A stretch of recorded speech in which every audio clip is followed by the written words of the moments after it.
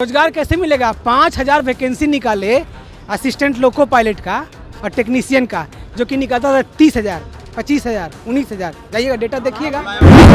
14 के पहले लाखों वैकेंसी कांग्रेस टाइम निकलता, एक भी वैकेंसी नहीं निकला। 2.5 लाख रेलवे में खाली है, एक भी वैकेंसी नहीं निकाला। जो नौकरी आ रही वही नौकरी तुम निकालो ना भाई। मेरा आबादी तो बढ़ गया, उससे जहाँ 3 लाख आ रहा था वहाँ 3.5 लाख। इतना सारा कपिल देव है, गवास्कर है, उनको क्रिकेट का नॉलेज था, इनको क्या नॉलेज था क्रिकेट के बारे में?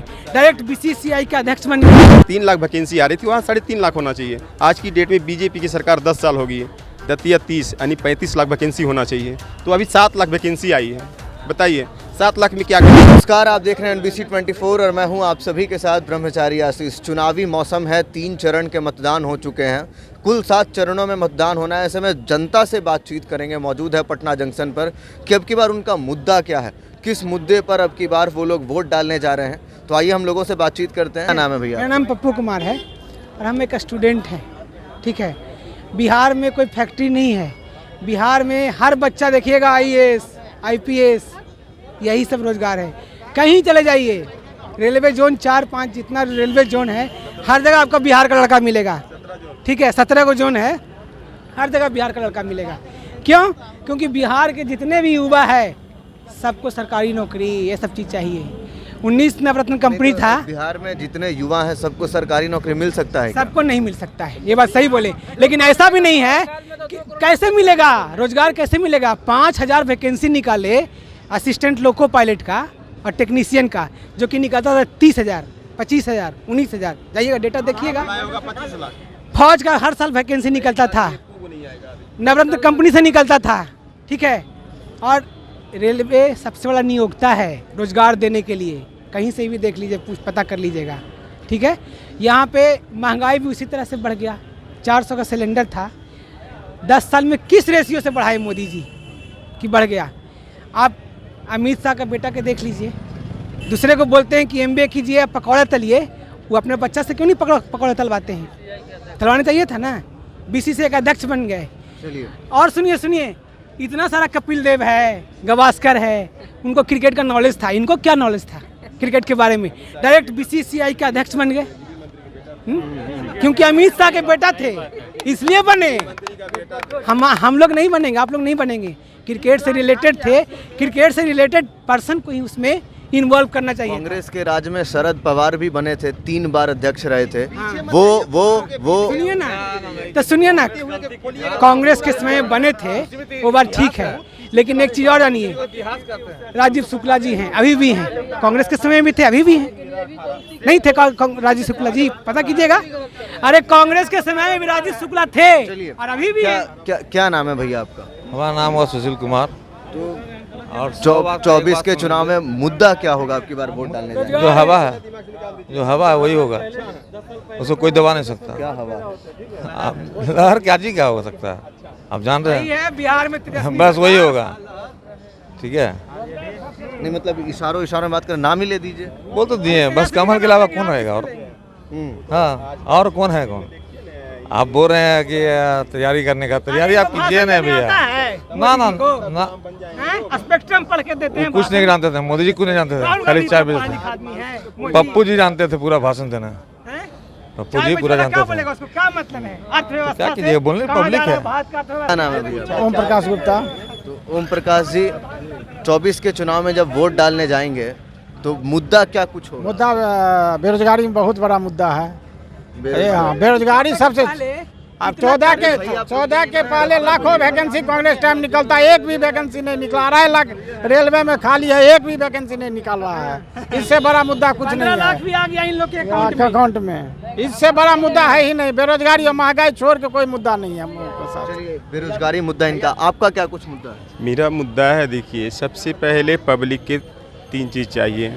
बढ़िया स्कूल होना चाहिए ताकि हर गरीब 1 पेंशन 1 एजुकेशन, सुनिए 1 पेंशन 1 एजुकेशन, जहाँ 1 एजुकेशन हो जाएगा तो आपके पास अगर 5 लाख है, मेरे पास अगर 5,000 है, तो जहाँ आपकी बच्चे पढ़ेंगे वहाँ मेरा बच्चे पढ़ेंगे। तब जाके कंपटीशन कराइएगा, तब जाके आप आरक्षण तराक्षण खत्म कर दीजिए, कोई फर्क नहीं पड़ेगा। लेकिन आप पढ़ाइएगा अपना बेटा को दिल्ली में और हमारा बेटा पढ़ेगा सलाई मड़ैया में बैठ के, तो कैसे बराबरी होगा बताइए?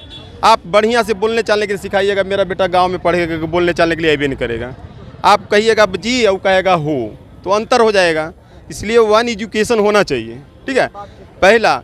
दूसरा होना चाहिए कि हर व्यक्ति का तो नौकरी संभव नहीं है, लेकिन जो नौकरी आ रही वही नौकरी तुम निकालो ना भाई। मेरा आबादी तो बढ़ गया, उससे जहाँ 3 लाख आ रहा था वहाँ 3.5 लाख आप कीजिए। ऐसा तो नहीं हुआ कि इतना टेक्निकल आ गया कि सारे आदमी खत्म हो गया काम करने वाला है। जहाँ 3 लाख वैकेंसी आ रही थी वहाँ 3.5 लाख होना चाहिए। आज की डेट में बीजेपी की सरकार 10 साल हो गई है, 30 यानी 35 लाख वैकेंसी होना चाहिए। तो अभी 7 लाख वैकेंसी आई है, बताइए 7 लाख में क्या करेगा?